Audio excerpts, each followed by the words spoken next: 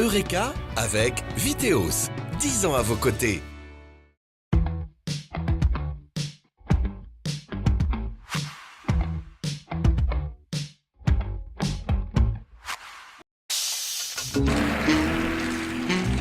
And the Oscar goes to... Tiens, ça me fait penser, des prix qui récompensent des travaux d'étudiants dans le domaine du développement durable. Ça doit exister, non? Eureka! Salut à tous, bienvenue dans Eureka, l'émission dédiée aux différentes formes que peut prendre l'énergie dans notre quotidien. Coup de projecteur aujourd'hui sur les finalistes du prix du développement durable de l'Université de Neuchâtel. Lors de la précédente année scolaire, Margot Collin de la faculté de droit s'est penchée sur le littering, un anglicisme désignant l'abandon de petits déchets dans l'espace public. Laurent Hoth de la faculté des sciences économiques a de son côté mesuré l'efficacité de la taxe CO2 sur les combustibles fossiles utilisés pour le chauffage des ménages suisses. En attendant de détailler tout ça, direction le verger de Pierre Rabot à Neuchâtel, où nous attend Antoine Giovannini de la faculté des sciences.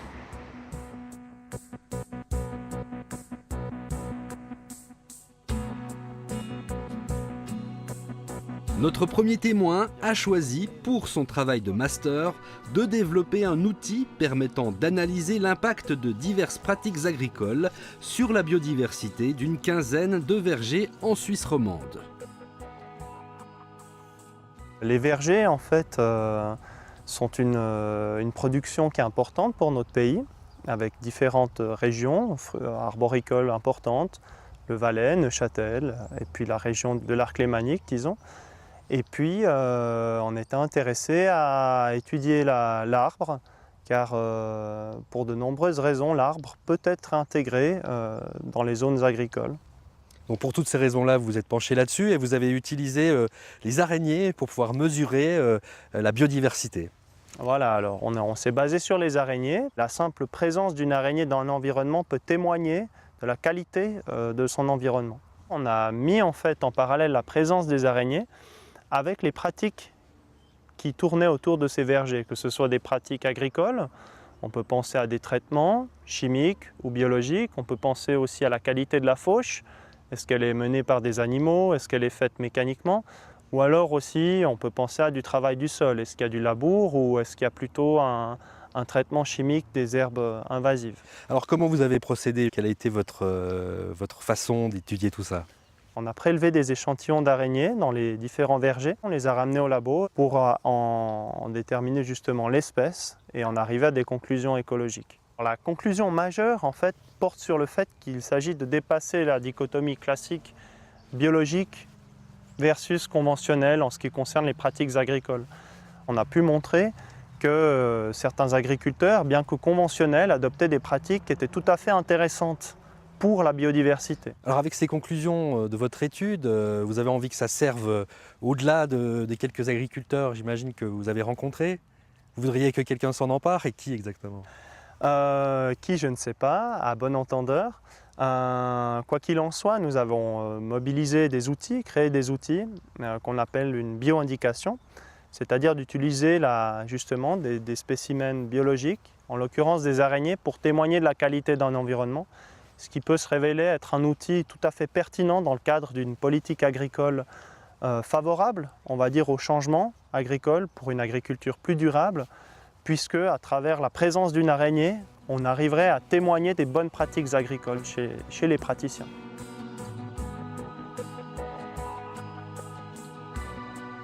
On s'intéresse maintenant au travail réalisé par Margot Collin de la faculté de droit. Notre deuxième témoin s'est intéressé au littering.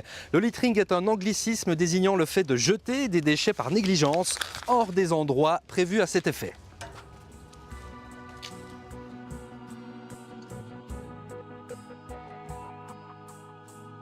Les gens actuellement mangent dehors, consomment takeaway. Donc il y a une augmentation de ces déchets sauvages.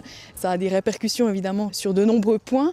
Par exemple, un mégot ou une pile qui est jetée dans un champ, tous les produits toxiques vont s'infiltrer dans la terre, ça va polluer l'eau, les sols.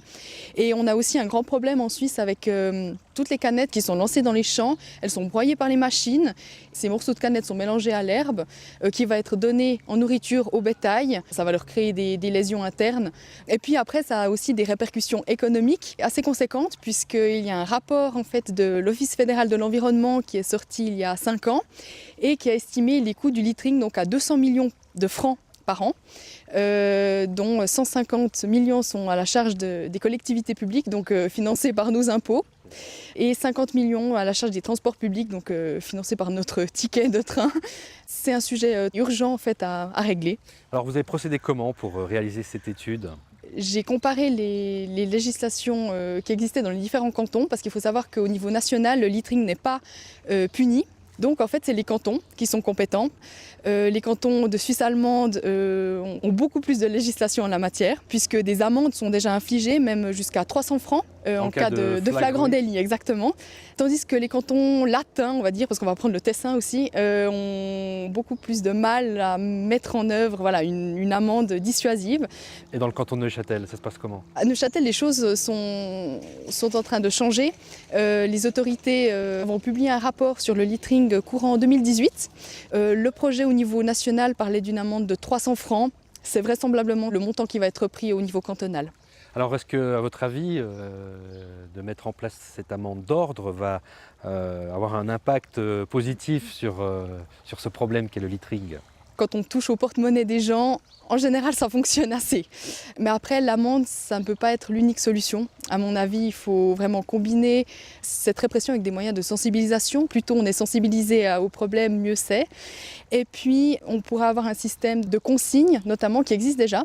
Par exemple, sur les bouteilles en verre, pour que les gens voilà, soient poussés à vraiment trier leurs déchets, à les éliminer dans les filières légales, on va dire, et pas à les jeter n'importe où, comme c'est le cas malheureusement.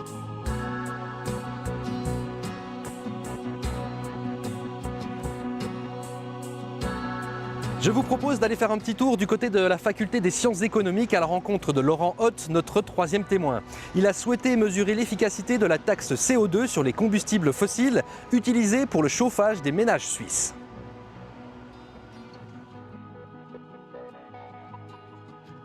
Cette taxe est prélevée sur le mazout et le gaz naturel quand ils ne sont pas utilisés comme carburant. Elle a pour but d'encourager les individus à diminuer leurs émissions de dioxyde de carbone pour lutter plus efficacement contre le changement climatique. Le taux d'émissions ciblé par le Conseil fédéral n'ayant pas été atteint en 2015, au 1er janvier 2016, cette taxe a augmenté de 14 francs par tonne de CO2 émise dans l'atmosphère. J'avais des données avant et après la dernière augmentation de la taxe CO2. J'ai pu voir si cette augmentation a eu un effet sur les dépenses en chauffage et sur la propension à investir dans des mesures pour améliorer l'efficacité énergétique des logements. Le principal résultat de cette analyse est que l'augmentation de la taxe CO2 n'a pas eu les effets escomptés. Ça n'a pas fait de changement sur la demande de carburant fossile, ni sur la proportion à investir dans des mesures pour améliorer l'efficacité énergétique des logements ou des systèmes de chauffage. Mais après, c'est vraiment sur du court terme et on pourrait toujours discuter sur s'il n'y a pas quand même un effet. Mais là, tout de suite, je n'ai pas trouvé d'effet. Selon Laurent Hoth, les larges variations du prix du mazout sont en grande partie responsables du manque d'investissement des ménages suisses dans des systèmes de chauffage à meilleure efficience énergétique. Le prix du pétrole, je pense que beaucoup de gens s'en souviennent, était très élevé, d'un coup énormément descendu. Au moment où nous, en Suisse, on augmente la taxe CO2. Donc l'effet sur le prix est difficile à percevoir dans ce genre de cas. Il y a des énormes variations même entre les mois. Donc agir juste sur le prix n'est peut-être pas suffisant pour donner une incitation ou pour que les foyers remarquent qu'ils payent juste une taxe CO2. Pour que la taxe ait davantage d'effets positifs, Laurent Hoth préconise de communiquer davantage sur l'existence de cette dernière. Il faudrait vraiment communiquer sur cette taxe. Ça a eu un effet positif au Canada sur les carburants pour les voitures.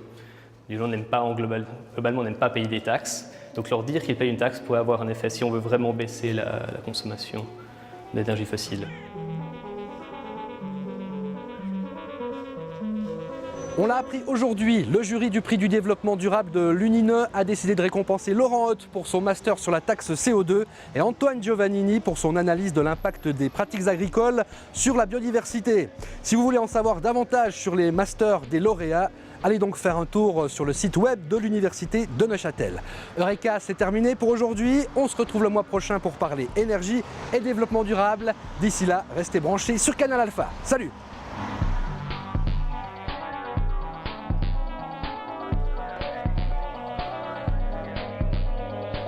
L'énergie renouvelable, développement durable, tout ça. Oh, on peut passer à la télé. Je rigole. C'était Eureka avec Viteos. 10 ans avant.